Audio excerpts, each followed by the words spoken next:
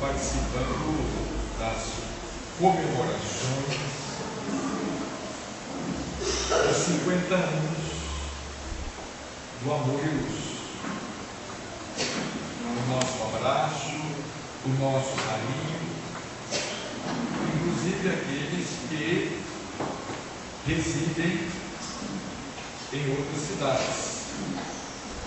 É com muita alegria que aqui estamos para o encontro deste domingo. Estávamos observando o pequeno filme exibido anteriormente e pensando nos esforços dos companheiros, pensando nos nossos irmãos e nas nossas irmãs da primeira hora ou das primeiras horas que tanto lutaram com tanto idealismo e com tanta dificuldade,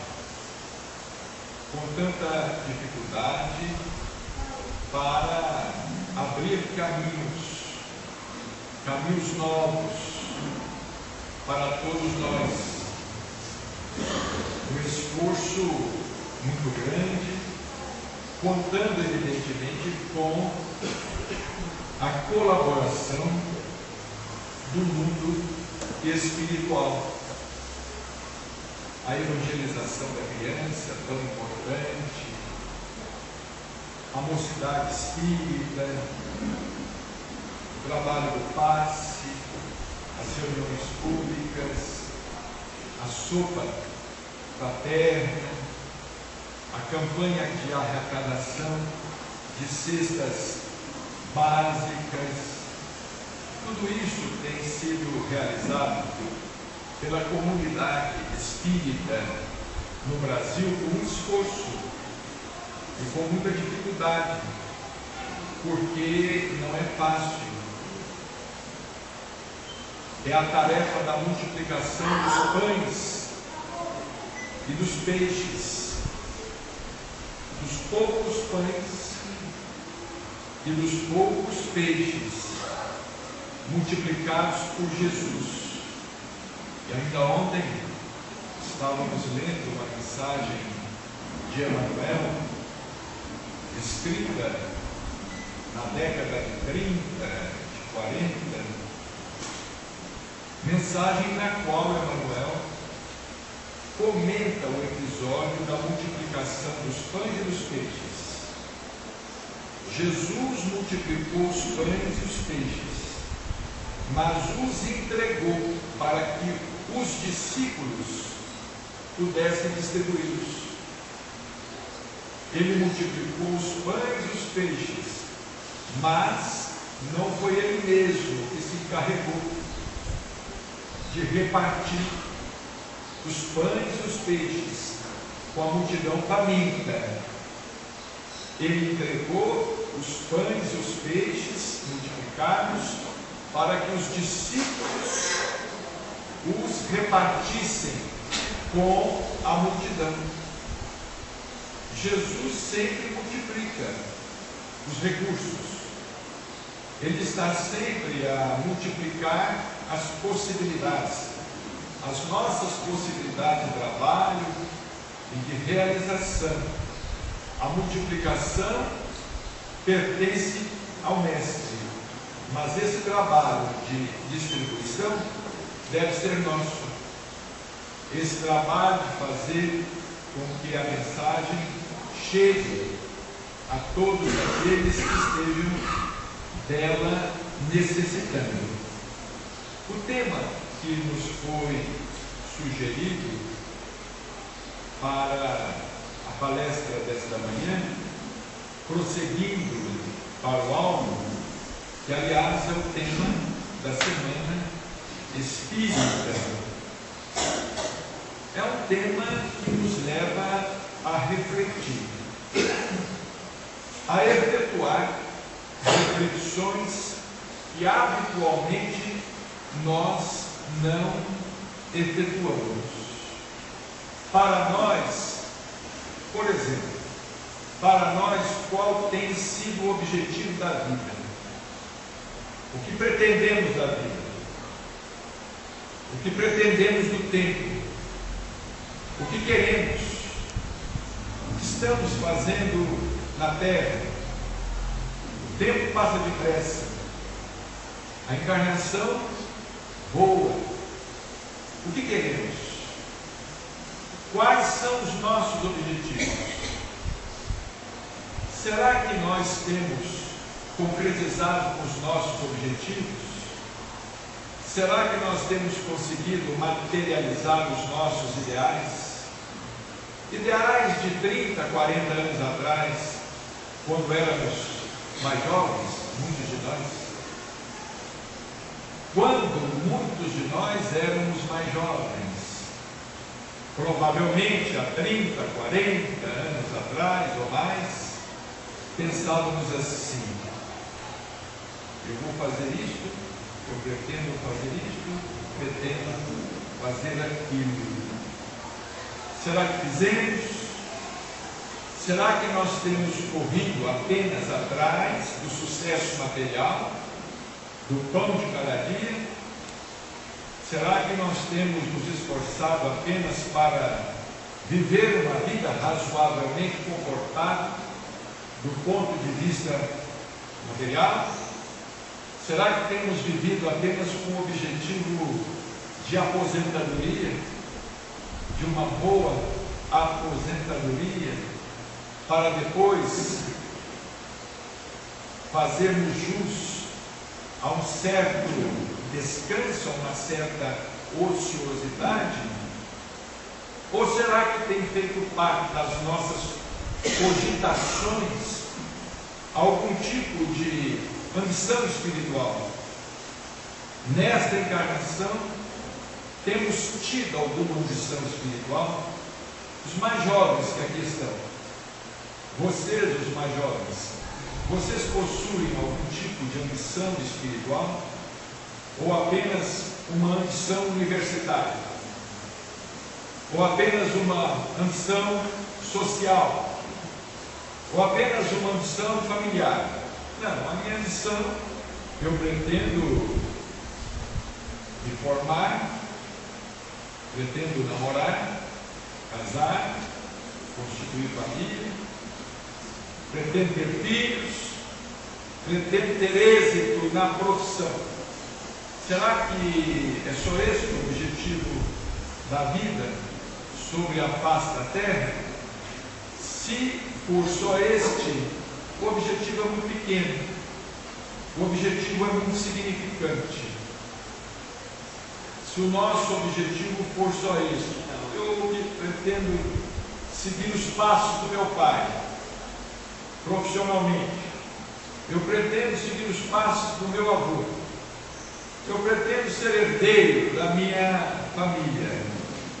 Mas será que nós temos tido alguma espécie de ambição espiritual? Temos pensado nisso? Dentro da nossa cabeça existe espaço para isso? Para o ideal espiritual, o ideal superior? Qual é o nosso alvo? Qual é o nosso objetivo na encarnação? Será que já está passando a hora? Será que já perdemos a melhor parte do tempo? Será que ainda nos resta alguma energia para que nós possamos realizar alguma coisa que ainda não realizamos? Será que talvez ainda possamos, do ponto de vista qualitativo, salvar esta encarnação que tem sido vivida apenas e tão somente do ponto de vista quantitativo? Será que nos é possível ainda realizar alguma coisa em prol do Cristo, para efetivamente cooperarmos com Jesus na construção do mundo melhor? Ou nós vivemos apenas na expectativa das bênçãos? Existem muitos que só vivem na expectativa das bênçãos. Eu frequento o centro espírita para que eu possa ser abençoado. Eu frequento o centro espírita porque, quem sabe, eu possa receber alguma coisa através do passe. Eu frequento o centro espírita porque, quem sabe, os espíritos possam me auxiliar para que eu nunca venha a ficar doente. Eu frequento o centro espírita para que os meus filhos possam se arranjar na vida, se arranjar bem na vida. Eu frequento o centro espírita para receber. Será que nós frequentamos o centro espírita com aquele pensamento de doar? Doar de nós alguma coisa? Doar de nós em favor da causa do Cristo? Porque hoje, na realidade, a causa não nos pede tanto como pedia aqueles que abraçaram no princípio. Aos cristãos, aos primeiros cristãos, a causa pedia a vida. Aos primeiros cristãos, porque eles eram chamados a testemunhar a fé nos circos, eram mortos, eram perseguidos. Hoje, felizmente, as coisas mudaram e nós já não padecemos assim mais tantas perseguições. Estamos nos dando o luxo de realizar uma semana espírita num ambiente como este, num salão que pertence a um clube de serviço. No passado, quando isso seria possível? Quando seria possível nós realizarmos uma reunião espírita, portas abertas, para a rua, a reunião aberta para quem queira dela participar, sem sofrermos nenhum tipo de assédio, de apedrejamento, de ironia, absolutamente nada. Hoje a causa não nos pede o que pedia aos cristãos nos primeiros séculos do cristianismo, e não nos pede o que pedia aos espíritas dos primeiros tempos, do espiritismo na Europa, do espiritismo na França. Allan Kardec sofreu muito. Os médiuns pioneiros também sofreram muito. No Brasil, mesmo no Brasil, onde praticamente a Inquisição não chegou, mesmo no Brasil, os espíritas da primeira hora sofreram muito. Chico Xavier sofreu muito, Dr. Bezerra sofreu muito, Eurípides Barçanuco sofreu muito, Dona Zilda Gama, Ivone Pereira sofreram muito, Anália Franco, a Dorzinha deve ter sofrido muito. Os fundadores da casa, que está fazendo 50 anos, devem ter sofrido muito, mesmo no ambiente familiar. Incompreensão, intolerância, devem ter sofrido muito. Eu me lembro de Chico Xavier contar que em Pedro Leopoldo, quando eles estavam construindo o Centro Espírita Luiz Gonzaga, que foi uma das primeiras casas espíritas erguidas no Brasil, eles construíam o centro em regime de mutirão. Eles não tinham como pagar pedreiros, eram voluntários que trabalhavam na construção da casa. E ele nos contava que eles levantavam as paredes à tardezinha, depois do serviço, porque como eles construíam em regime de mutirão, eles trabalhavam até as 5 da tarde, e depois das 5 eles iam levantar as paredes, aproveitando aí um restinho de sol. Eles construíam as paredes durante o dia, à noite as paredes eram derrubadas pelos inimigos da doutrina. Os inimigos da doutrina durante a noite e upavam as paredes. Foi assim que o centro espírita Luiz Gonzaga se levantou. Aos poucos, a fieira de tijolos. Essa história deve ser semelhante à história de muitas casas espíritas que foram construídas, que foram levantadas no Brasil. Então hoje a causa não nos pede tanto. Por exemplo, eu vim de Uberaba aqui de automóvel, vim de carro. Claro, viajando numa rodovia repleta de curvas, mas numa rodovia pavimentada. Antigamente os cristãos, eles andavam a pé de uma cidade a outra, ou iam no lombo de um cavalo, ou de uma mula, de uma cidade a outra. As dificuldades eram imensas. Hoje nós podemos viajar de avião, indo de uma cidade a outra, de um estado a outro, de um país a outro. Estamos aqui bem tranquilos, razoavelmente instalados. A causa não nos pede tanto, mas a causa nos pede alguma coisa. E será que nós temos correspondido?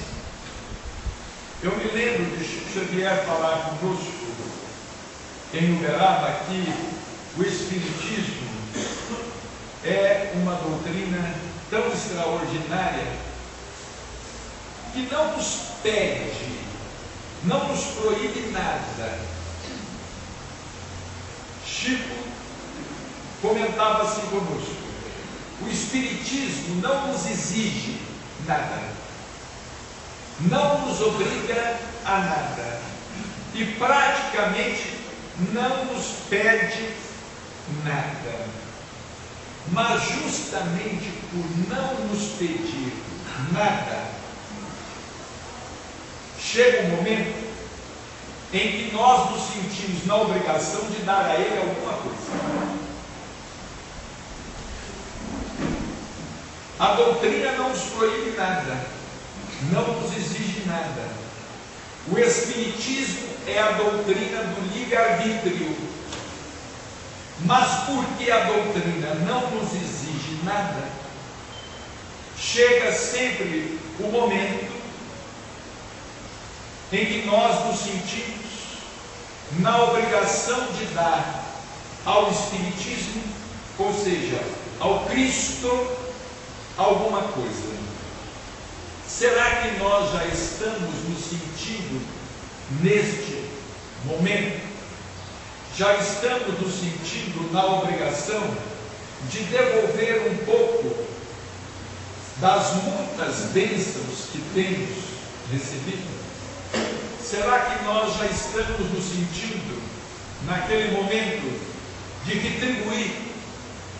retribuir o amparo espiritual, retribuir o esforço, retribuir o esforço desses espíritos todos que têm nos ensinado tanto através de obras fantásticas, instruções magníficas? Porque na doutrina espírita nós sabemos mais sobre a vida do que praticamente qualquer pessoa comum possa saber. O Espiritismo nos ensina mais, e nós aqui não estamos querendo desmerecer qualquer fé religiosa, mas o Espiritismo, em seu tríplice aspecto, ciência, filosofia e religião, o Espiritismo nos ensina mais, ele nos responde mais que qualquer outra religião possa nos responder nos questionamentos que efetuamos, por exemplo, a respeito da vida, da morte, da vida além da morte. O Espiritismo vem e nos fala sobre a vida no mundo espiritual. Qual é a religião que nos fala sobre a vida no mundo espiritual com tanta clareza quanto a doutrina espírita? Claro, nós ainda temos que saber muito. Claro, nós estamos ainda nas primeiras letras do alfabeto. Mas qual é a religião que nos fala sobre o mundo espiritual, tanto quanto nos fala o Espiritismo? Qual é a religião que nos esclarece tanto a respeito de mediunidade quanto o Espiritismo? Qual é a religião que nos fala e nos esclarece tanto a respeito de obsessão, por exemplo? Reencarnação. Qual é a reencarnação? Qual é a religião que nos explica a luz da razão? A luz da fé raciocinada, que nos explica o porquê das diferenças que observamos, das diferenças sociais. Qual é a religião que tem nos oferecido o que o Espiritismo nos oferece? Principalmente neste vastíssimo campo de trabalho que se chama caridade.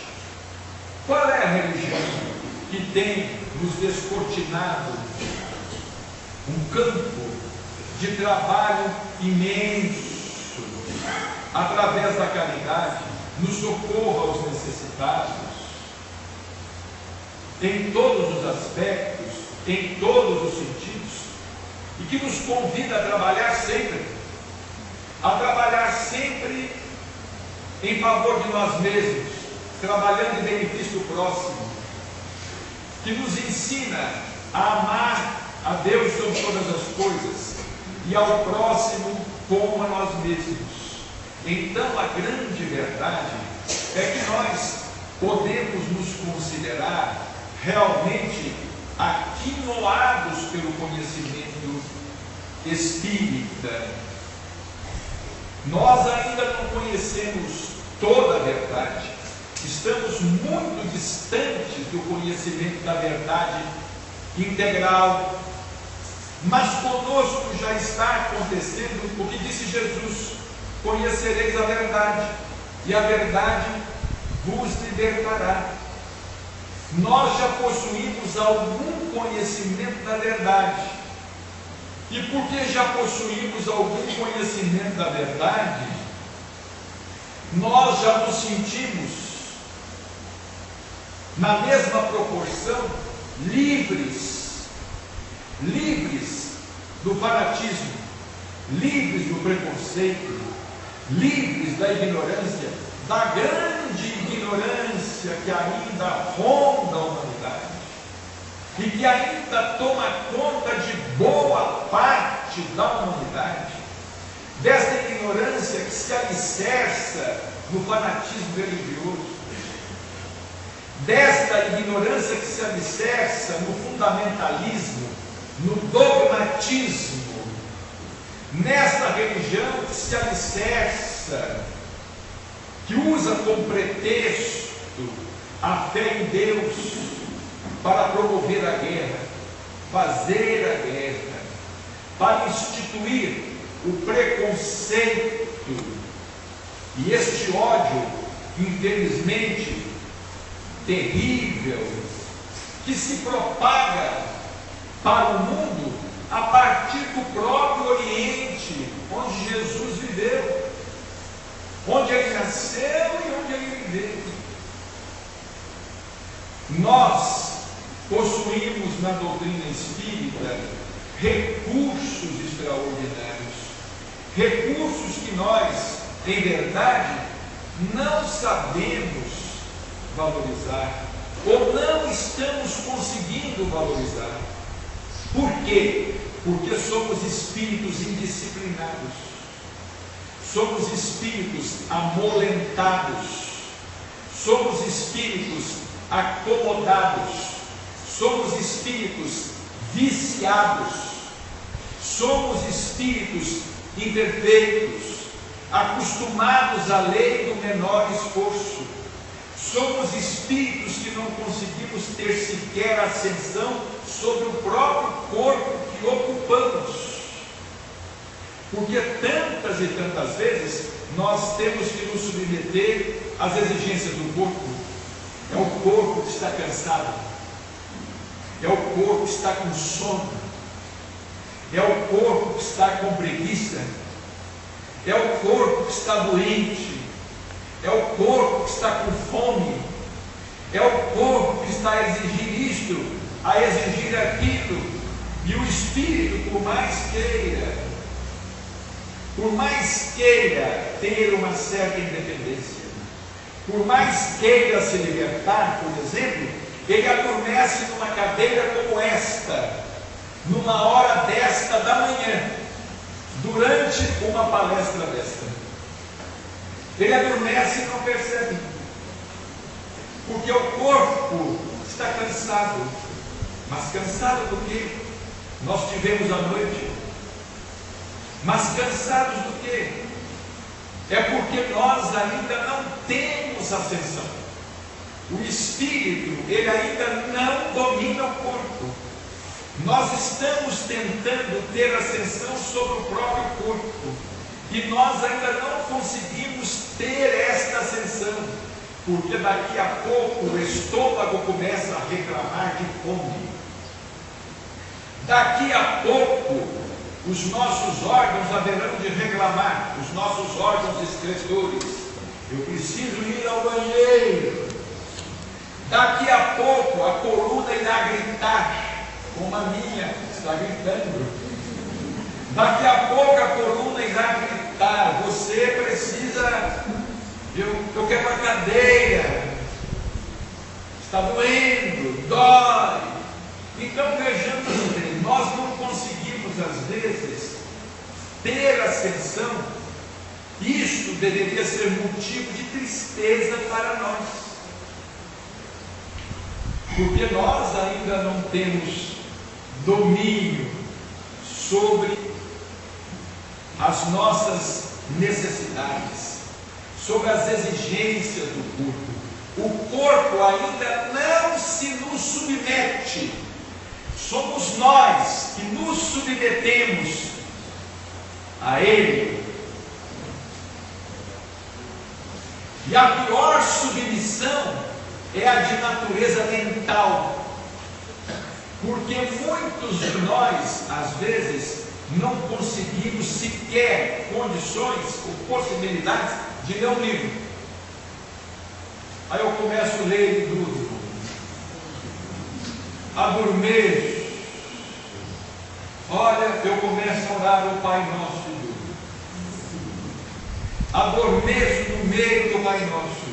Olha, eu pelejo para ouvir uma palestra, não consigo, não entendi nada, falou muito difícil. Não falou difícil, falou fácil. O difícil é para nós acompanhar um raciocínio. O difícil para nós é não ter os olhos arregalados, abertos o tempo todo. Porque muito dificilmente alguém dorme diante de um prato de arroz com feijão. Eu estava ali, observando o pessoal lanchar, todos estavam lanchando muito bem acordados. Eu não vi ninguém comendo ali, cochilando. Estavam todos acordados. Eu não vejo uma senhora, por exemplo, aficionada de novelas, adormecer vendo um capítulo de uma novela. Ou de alguém, ou de um homem que gosta de futebol, vendo uma partida empolgante, não aquela Alemanha e Brasil, mas uma partida empolgante acontecer. Ninguém dorme. O que nos provoca interesse não nos deixa dormir. O que não nos desperta interesse nos faz dormir. E quando, por exemplo, nós dormimos em cima de um livro, é porque estamos desinteressados. Quando nós dormimos no meio de uma oração, porque porque estamos desinteressados. Quando nós dormimos no meio da palestra, é porque estamos desinteressados. Mas nós estávamos falando a respeito dessa nossa falta de ascensão, do Espírito não ter ascensão sobre o próprio corpo. E estávamos também falando a respeito da nossa causa, da causa que hoje não nos pede tanto. Porque, a rigor, o que é que a doutrina espírita solicita de nós nos dias de hoje? A rigor, ninguém vai ser preso, ninguém mais é preso por ser espírita, ninguém mais é apedrejado por ser espírita, pelo menos por enquanto não. Não sabemos como as coisas haverão de ficar amanhã, mas por enquanto não. Eu até tenho muito receio, porque o Chico de vez em quando comentava conosco assim: eu não sei, mas talvez no futuro, para que os espíritas sejam mais unidos, talvez eles tenham que sofrer algum tipo de perseguição.